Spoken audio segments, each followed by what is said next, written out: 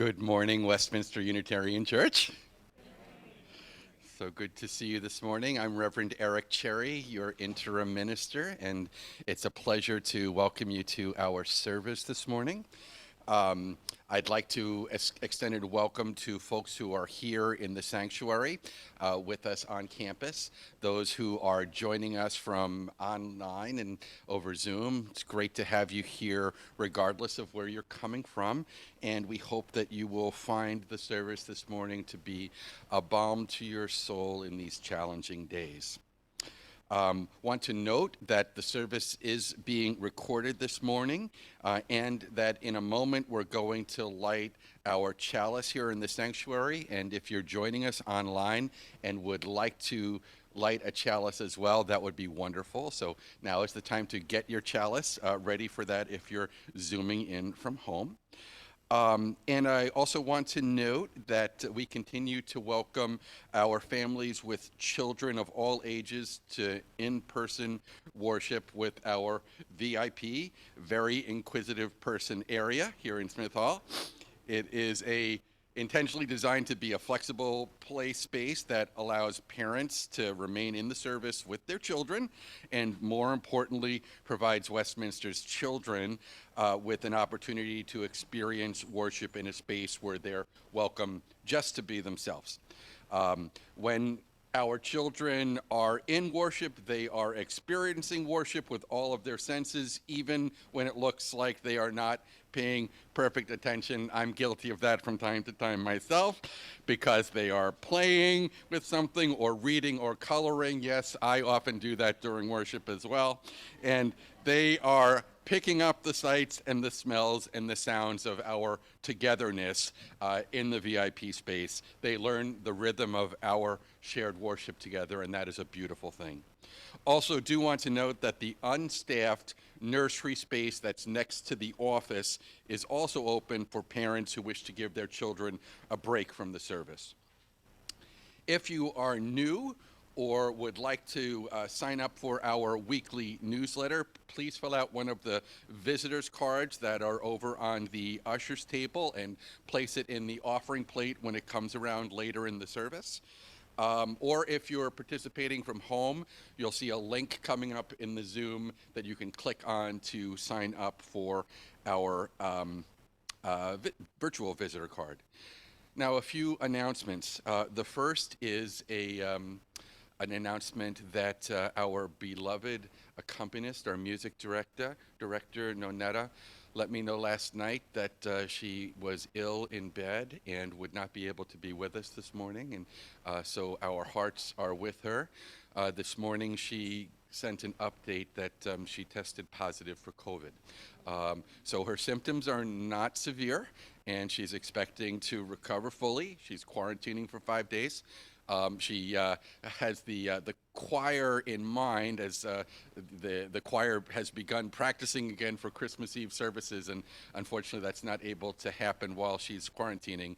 So choir members, just know that Nonetta is holding you in her heart, and we'll hold Nonetta in our hearts as well, and we will proceed with a variety of other methods of bringing music into the space.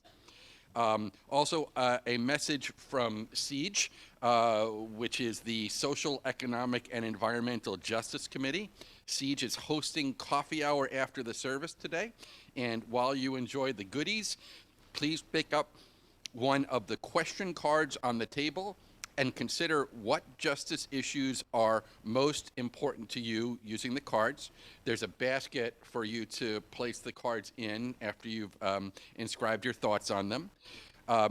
SIEGE has also created some displays to reintroduce you to DARE, which is a person of color-led organization in Providence that is very active in fighting for legal policy change in Rhode Island for the rights of underprivileged populations.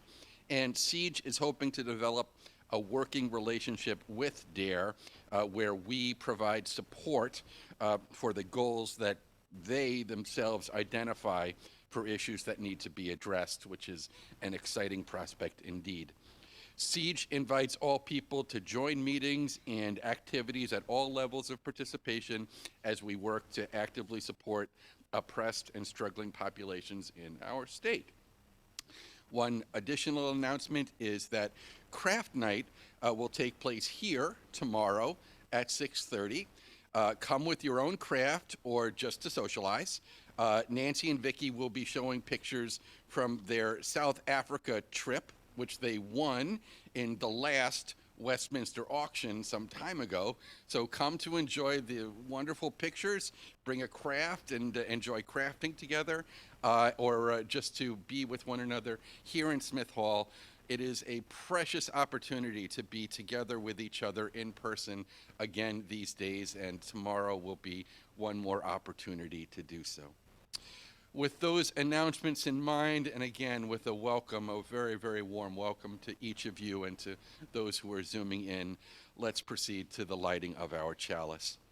The chalice is a symbol of our Unitarian Universalist faith. If you are zooming in and have a chalice, get ready to light it now as we light our chalice here on campus.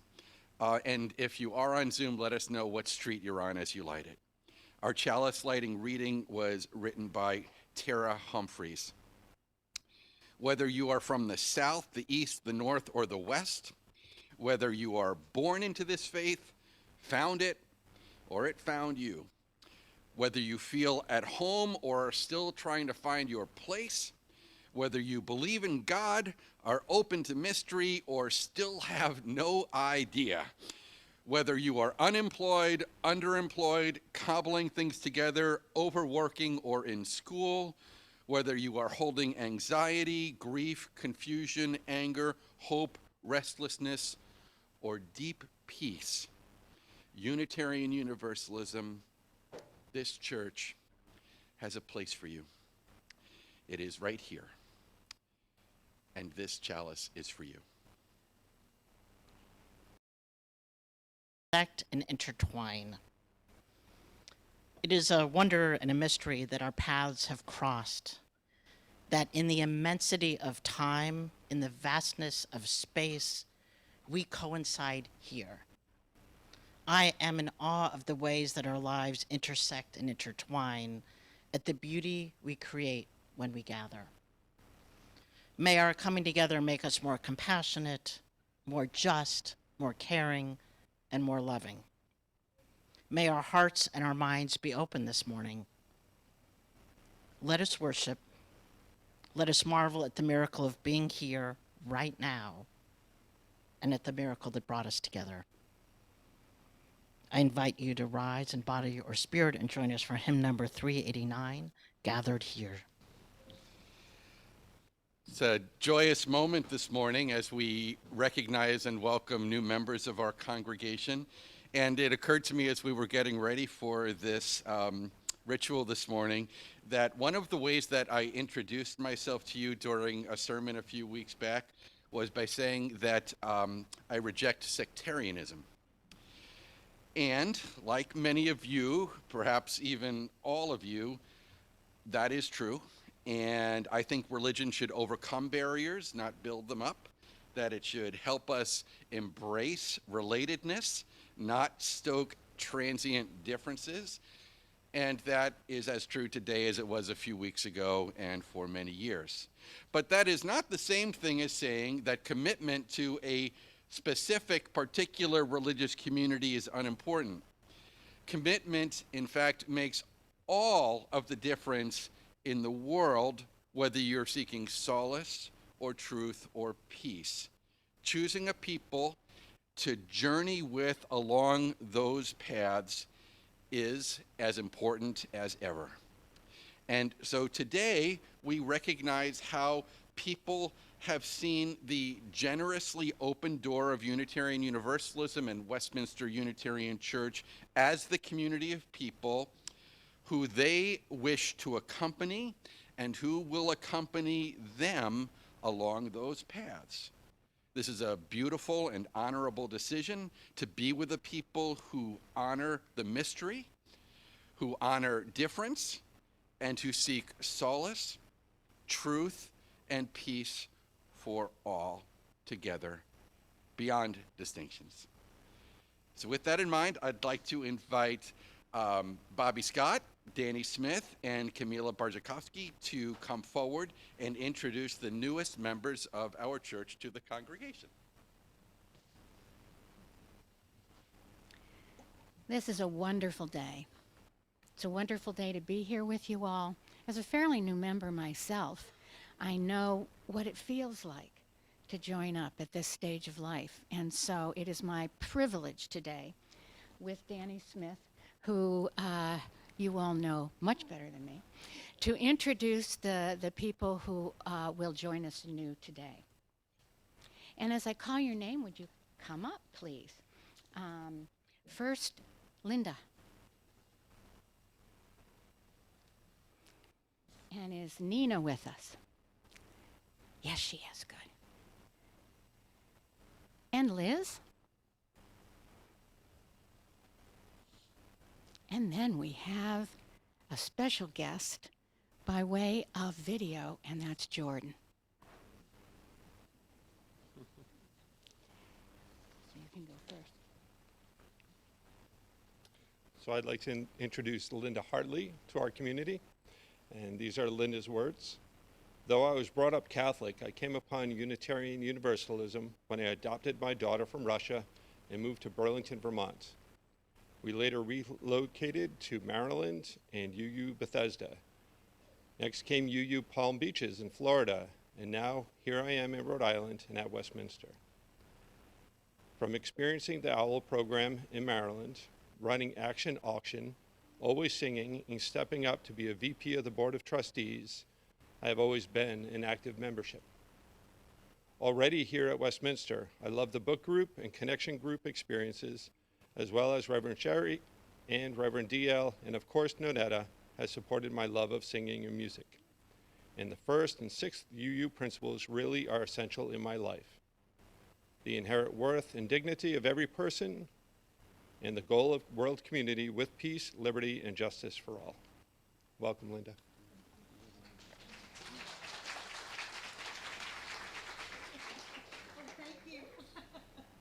And next, let me introduce Liz Morrow to you. And here are Liz's words as a bit of an intro to where she's come from. I was blessed to be introduced to Westminster UU by my beloved twin sister in 2011. I had just moved my family here to be near Julia and her family. We had decided that we shouldn't die apart, and the stars aligned. I lost Julia in 2015 to cancer. Then I lost my husband to cancer the following year. It has taken this long for me to recover and realize the priceless gift Julia has given me in the UUs. We were raised Catholic, but learned as adults that the church could be flawed. Nothing else spoke to us in all the years till Westminster. At this point in my life, I know that this organization and congregation in particular speaks to my soul and everything I hold dear. I feel overwhelming love, and I recognize that Westminster UU completes me and strengthens me. I am profoundly grateful. And we welcome you, Liz.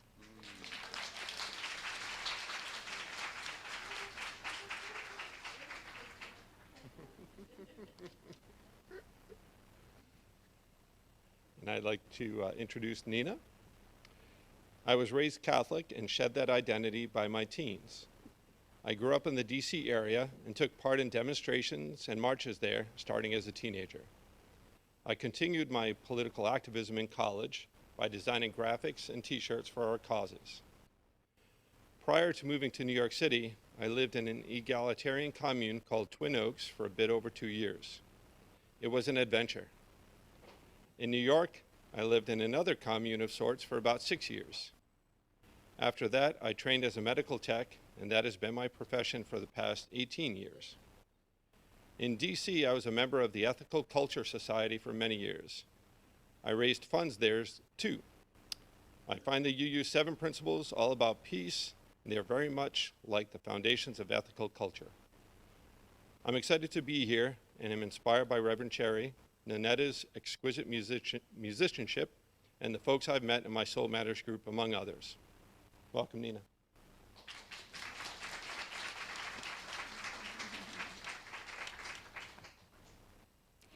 Now, this is a real wonderful treat this morning that we can do because of all the tech we know how to do.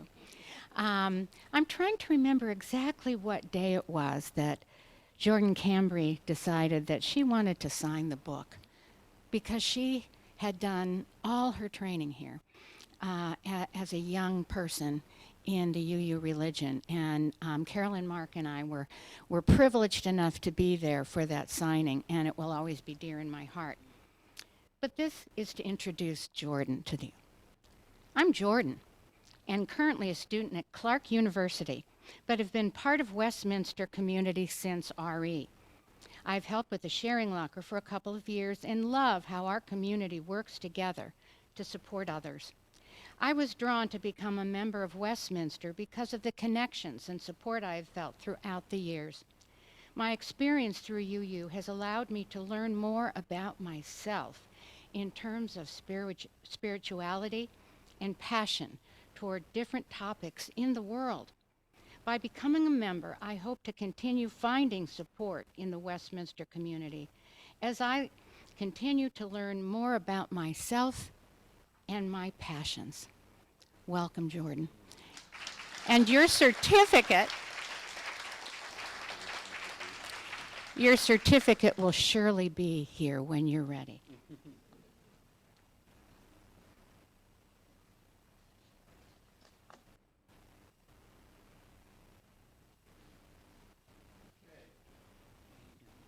And congregation, we're going to share a responsive reading together by way of a blessing for one and all. The words will appear on the LCD screen, and we'll be sharing the pieces together. So first, a member of, Danny will be reading the first line.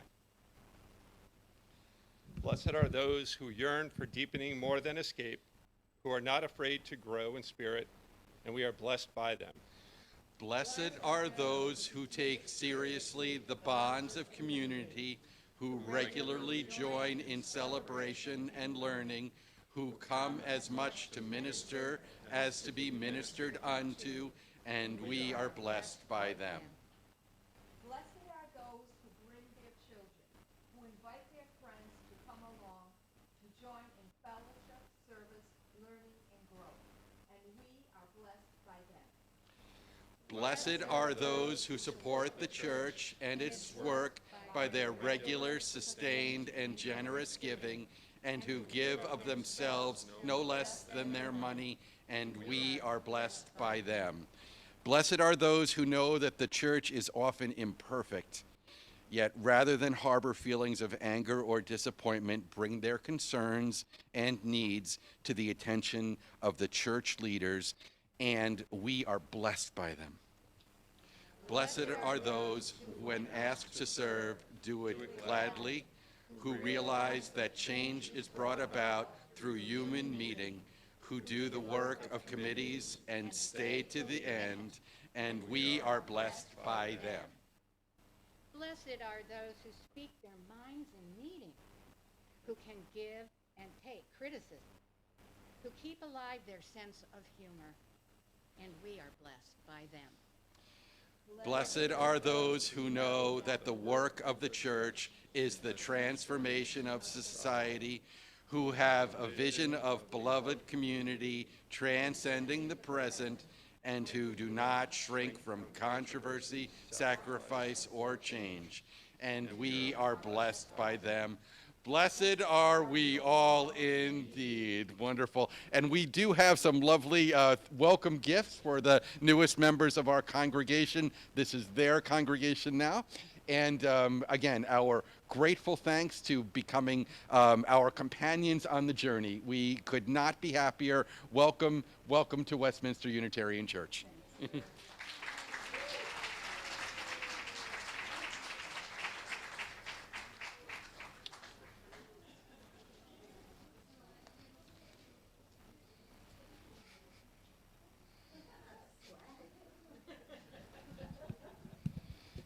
I didn't get that when I joined the church. So we get now to the time for all ages. And the story today is what their turtle taught Theodore. In his autobiography, Theodore Parker, a famous Unitarian Universalist, tells the story that as a child, when he was all of 4 or 5 years old in Roxbury, Massachusetts, he was walking through the fields one day and he was absentmindedly swinging a stick through the grass. Anyone ever done this? And this was many, many years ago. It was summertime, and he stopped to watch the water bubbling in the creek, and when he did so, he noticed a turtle sunning itself on a rock. And I have to say I relate to this because I spend all spring looking for turtles. He'd seen other boys use those same sticks to strike at turtles. It was part of what children sometimes think is fun, just as sometimes people bully those who are weaker than them. And then others might copy them. You know, they see this bad behavior and they mimic it. And young Theodore really wanted to be like those older boys that he had seen, so he raised his stick into the air. He took aim and he prepared to knock the turtle into the water. And then something stopped him. Something seemed wrong about the situation. He looked at the turtle, quiet and peaceful, enjoying the summer day, feeling the warmth on his body just like Theodore liked to do. Had the turtle done him any harm? Was the turtle so different from himself? Slowly, he lowered his stick and he walked home. And when he got home, his mother was there to greet him. And he told his mom about what had happened. And she listened carefully to him and she looked at him. And she said, Theodore, that voice inside you that told you what to do, that was your conscience. Pay attention to it. Always follow what your conscience tells you to do. It's your moral compass. It will always point you in the right direction.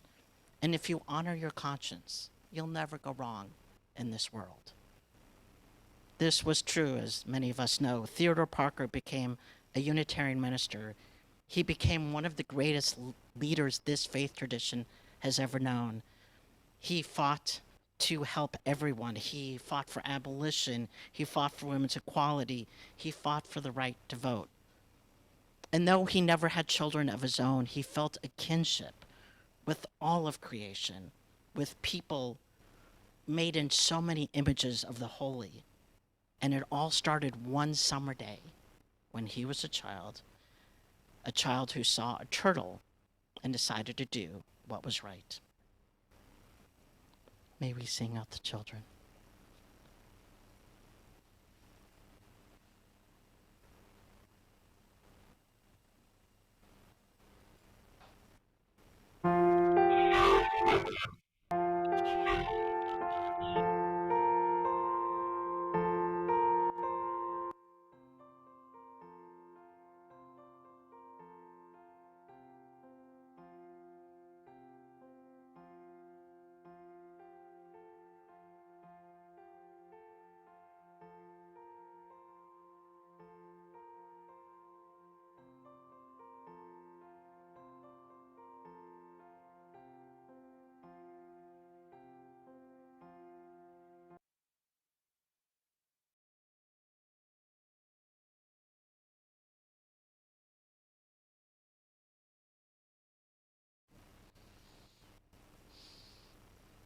And at this time, I'd like to invite Meg Carroll to join me here at the lectern as we turn our attention to joys and sorrows. Good morning, Meg. Thank you, Meg. And I just want to say what a joy it is to welcome Meg back into the leading of Joys and Sorrows for our congregation. Meg, you are a gift to all of us, and we're grateful for your being a part of the lay pastoral care team. And I would like to invite the congregation to join me in a time of reflection and prayer. And I want to begin by wishing a happy birthday to all who are celebrating one this month. And to add another birthday boy to your list, this is Jonathan.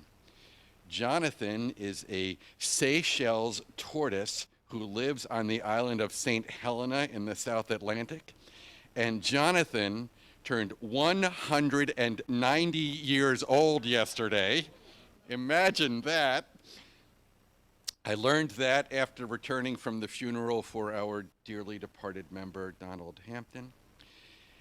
And it was indeed a privilege to be with so many Westminsterites yesterday at that service when his life was celebrated.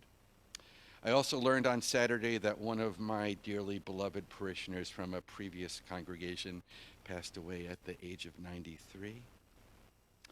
Harriet was dear to me, and I trust in the eternal love that surrounds her now.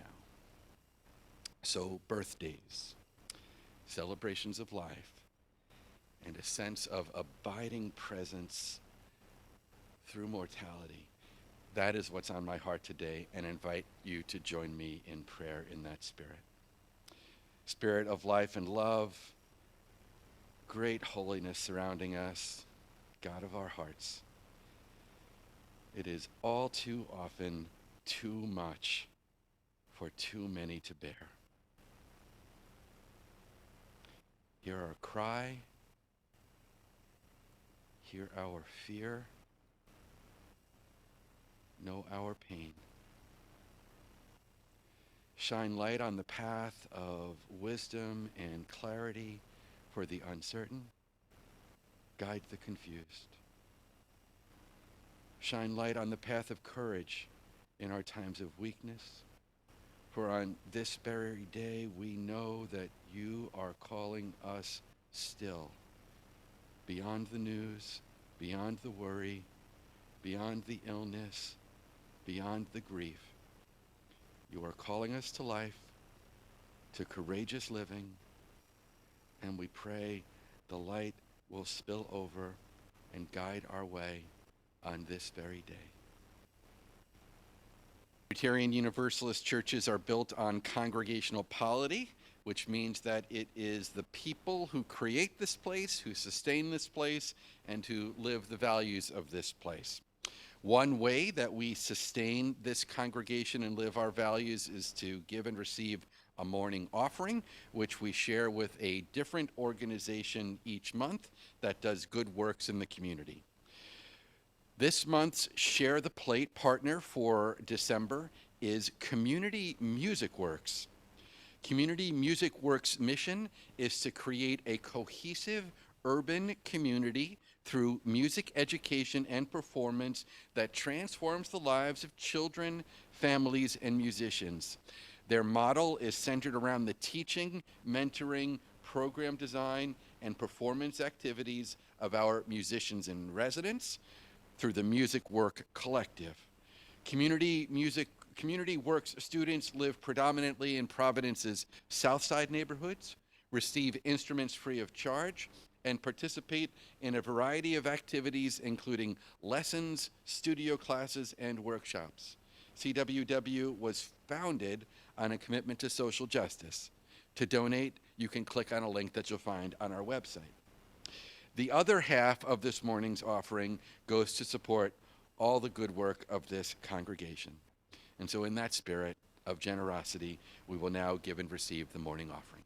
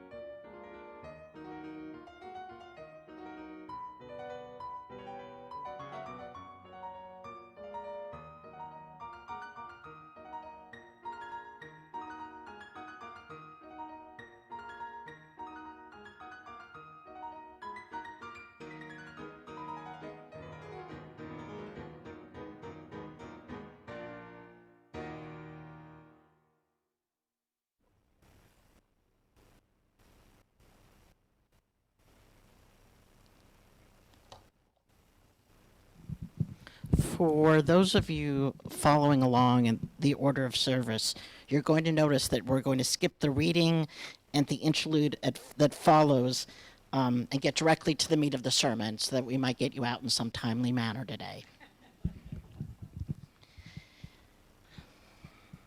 A young child recently asked me, "Do you believe in God?" And I'm going to admit to you that I didn't have a great answer at the ready. And I quickly ran through all the possibilities I could think of in my head, trying to figure out how to simplify my understanding of the mystery of that which is more than ourselves in a way that a 4-year-old could understand and relate to. And as I pondered my answer, the child, as children often do, answered her own question. And she looked at me and she said, "I don't believe in God."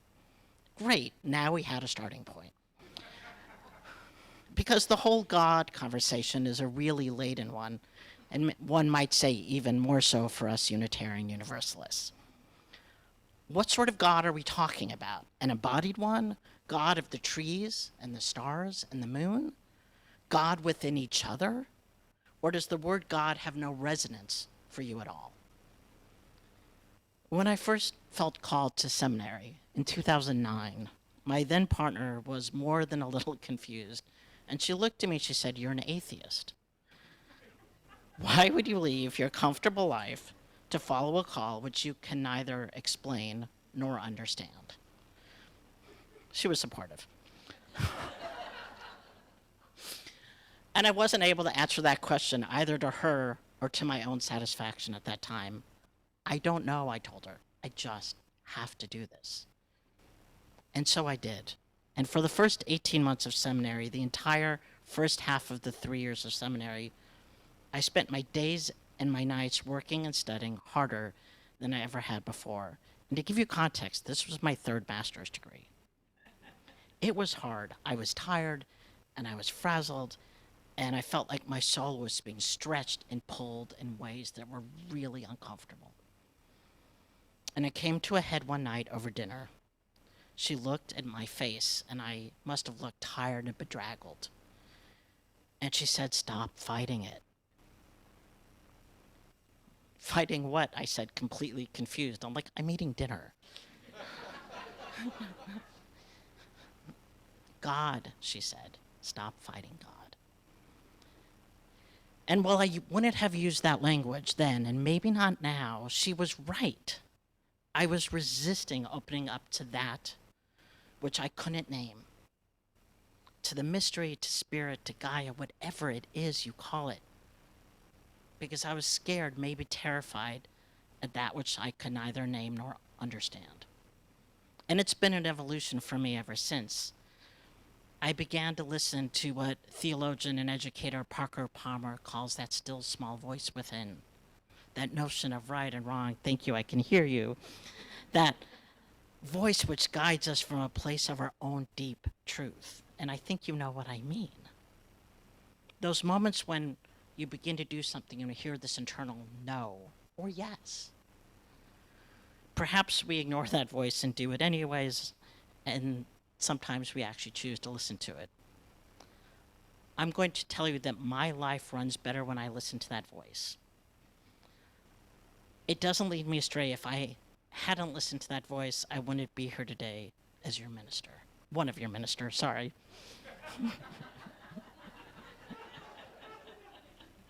I think I had too much caffeine this morning. But here's the part I'm less sure of. What brought me here? What brings any of us here? Is it God or spirit or some subliminal desire? I don't have the answer to that, even though I kind of wish I did. What I do know is that there are moments in each of our lives that defy logical explanation.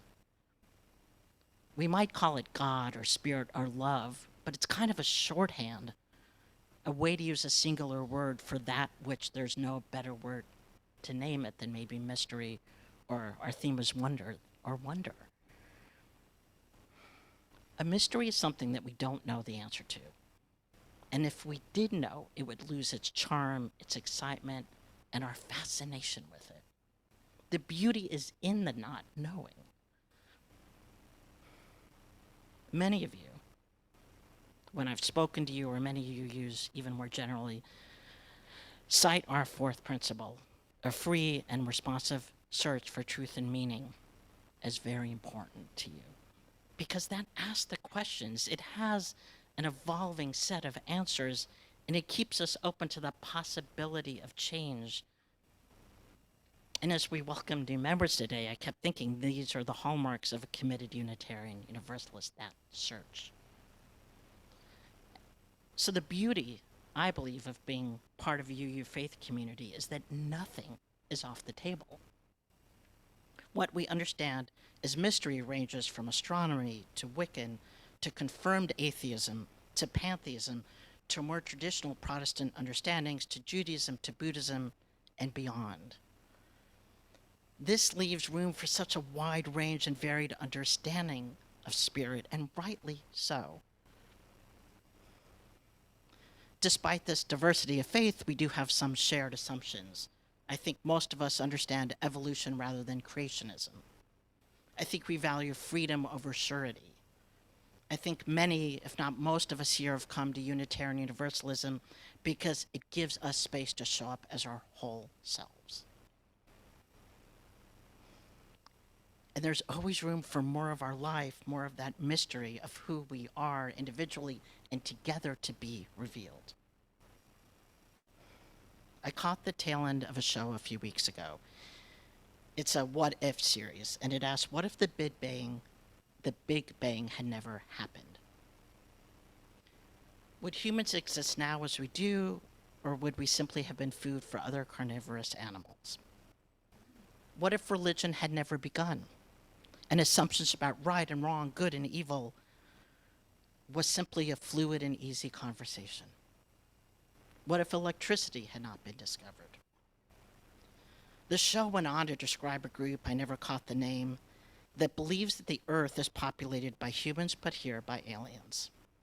Supposedly, aliens figured out years ago that there are amazing mineral treasures, gold and similar stuff on the Earth, and they developed us humans to be their worker bees. At first, as I listened to the content, I was positive it was farce. But I realized that this was someone's understanding, someone's answers to life's complex questions. And who am I to disrespect that? Because truth is a slippery thing. We once thought that the world was flat, that evil spirits inhabit us and must be bled out of our bodies. We thought we were the only planet, and the list goes on. The truth as we know it keeps changing. And lest we mock those that believe that tale I just told you, let me remind you that the practice of burning witches at the stake didn't end all that long ago in the arc of human existence. All too often we fear what we don't understand, and we reject it without any real exploration. Our faith, Unitarian Universalism, calls for a free and responsible search for truth and meaning. Emphasis on the responsible. So part of this search asks us to let go, the way my partner asked me to let go all those years ago, of what we know for sure. To be open to that which we might not otherwise consider. It requires us to be especially non-dogmatic, even about our own beliefs, when encountering views that feel unfamiliar or oppositional. This doesn't mean we need to accept what is unkind, that which ignores human dignity, or that which is harmful to the earth. But we can otherwise remain open. One of my favorite theologians, Richard Rohr, says this: mystery is something you can't know. It's endless knowability. Living aside such endless knowability is a comfort, a foundation of ultimate support, security, unrestricted love, and eternal care. For all of us, it takes a lot of our lives to get there. It's what we call growing in faith. That's what we do every Sunday. That's what we do every time we gather. We let every soul search, surrounded by a faith community holding us in love. So if I had a chance to talk to that 4-year-old again about God, here's what I'd say. God is where or what holds you while you grow into your ever fuller self. The knowable and unknowable both, surrounded by people who love you and support you. May we be grateful for these gifts. Please join us in body or spirit. Well done. Our closing words come Our closing words come from poet Mary Oliver, who I think understands mystery better than anyone I can think of. Truly, we live with mysteries too marvelous to be understood. How grass can be nourishing in the mouth of lambs. How rivers and stones are forever in allegiance with gravity, while we ourselves dream of rising. How two hands touch and bonds will never be broken. How people come from delight or the scars of damage to the comfort of a poem. Let me keep my distance always from those who think they have the answers. Let me keep company always with those who say, look, and laugh in astonishment and bow their heads. Please join us for our closing song.